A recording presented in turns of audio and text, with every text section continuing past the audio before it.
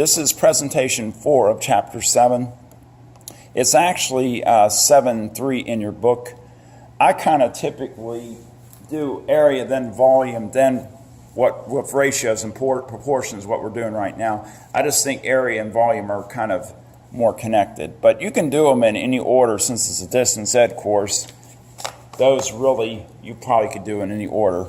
But anyway, this lesson is on ratios and proportions in similarity.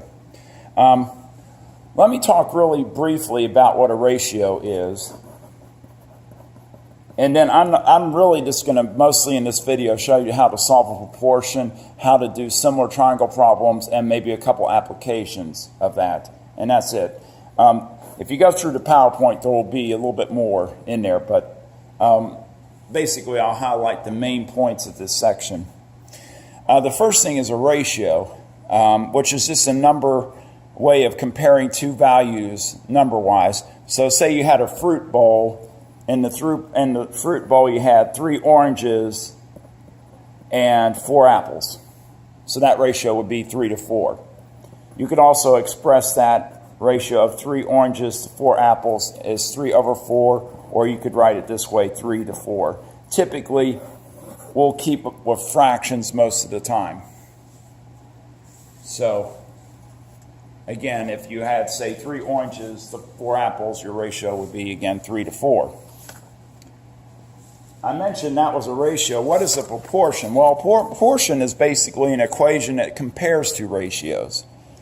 So as you can see, this proportion is 5 is to x, as 25 is to 15 is to 20. So the best way to solve and find x for a proportion is just to take the cross product, which would be 15 times x is 5 times 20. Which gives you 100. And if 15x equals 100, if we divide both sides by 15, we will get a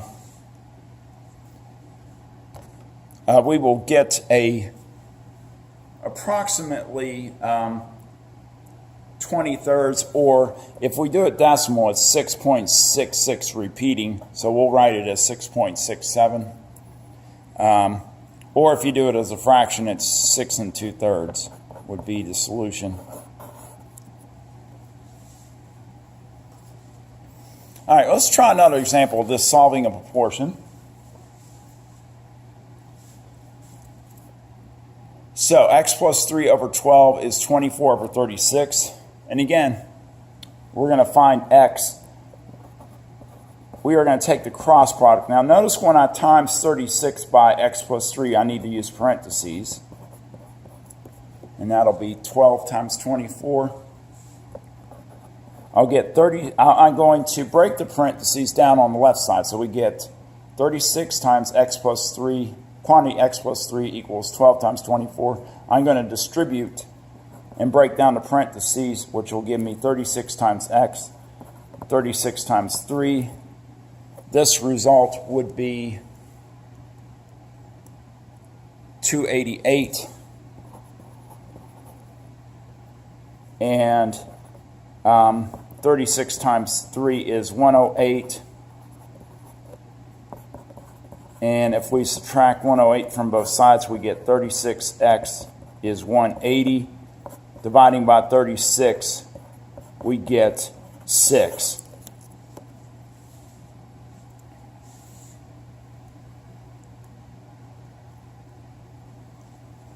And if we put the 6 into the answer, we'll get 6 plus 3, you get 9 over 12. That is the same ratio as 24 over 36. Those both reduce to 2 over 3. Or excuse me, 3 over 4. That is not correct. Yeah, so those will both reduce to 3 over 4. Okay, so what we're going to do on the last few examples is actually use proportions to solve some geometry problems. So in example 5, we have two similar triangles. And yes, I do have a minion in this problem. But anyway, find the value x, given that ABC is similar to DEF. So since these two triangles are similar, we can compare the ratios. We can go x in the bigger triangle is to 6, as 24 in the bigger triangle is to 18 in the smaller triangle. I'll just bring the steps across if that's okay. This will be 18 times x equals 6 times 24, which is, again, I'll put an arrow. That is 144. 6 times 24. And then if we divide both sides by 18, we get the solution is, may have to put it down here, is 8. And again, 8 is to 6 is the same ratio as 24 is to 18. Those both would reduce to roughly 4/3. All right, example 6. Find the value of CD given that AB is parallel to CD. Now, if these two sides are parallel, going back to your high school geometry, the alternate interior angles would be congruent, as well as these are vertical angles. They're always congruent. Now, that would give it away because these are equal. That forces these two to be equal. So these are similar triangles. So for that reason, if we're trying to find CD, I'll call it X again. Then what we can do is just go, X is the 15.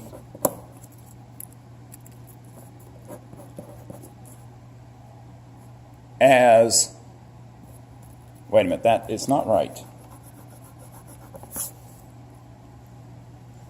Pardon me, let me start over again on that. It should be X is the 18. Now remember, this is inverted. I would start this over, but we're so far into the video that I had that mistake there, so just make sure you don't make it. So we'll start over. It'll be X is to 18, and then 6 is to 15. And this is kind of going little triangle to big triangle, and then 6 is to 15. And then we can just take the cross product, which will be 15x is 6 times 18, which is 108. And then if we divide both sides by 15,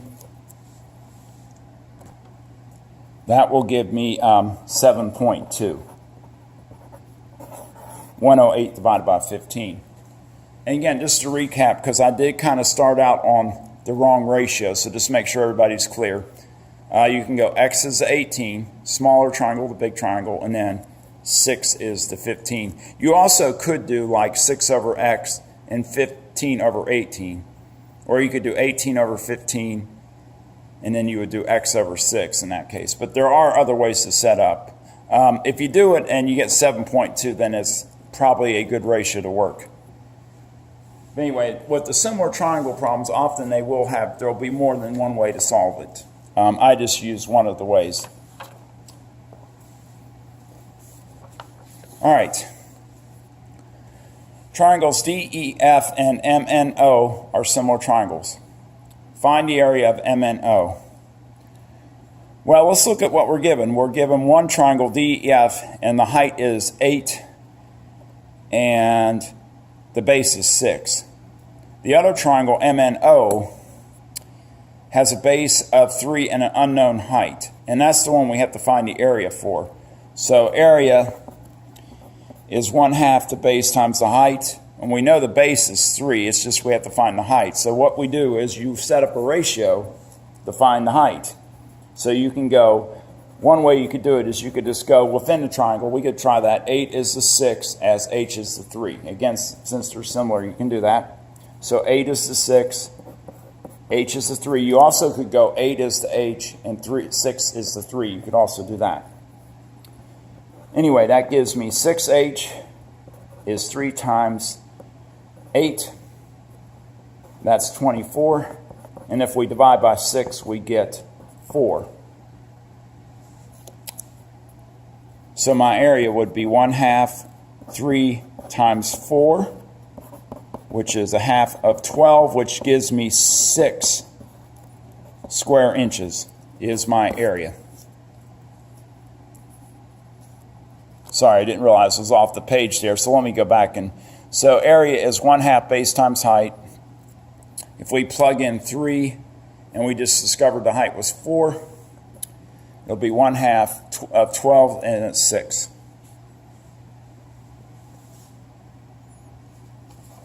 And that is the area. Got one more example. This is example 9 from the notes. And it says a person who is 6 feet tall casts a shadow of 5 feet. At the same instant, a tree casts a shadow of 40 feet. How tall is the tree? So again, we can make this a similar triangle problem. We have the height of the first person is 6 feet, and the height of the tree is unknown. The two shadows, the shadow of the person is 5 feet, and then the shadow of the tree is 40 feet. But see, that gives me two similar triangles. So I could go 6 is the 5, as h is the 40. You could also go 6 over h, 5 over 40. That would work as well. I'm doing like the height of the person to the shadow and then the height of the tree compared to the shadow. So if we do the cross product, we're going to get 5h times 6 times 40, which is 240. And if we divide by 5, we'll get that the height of the tree is 48 feet, I believe. Let me check my notes.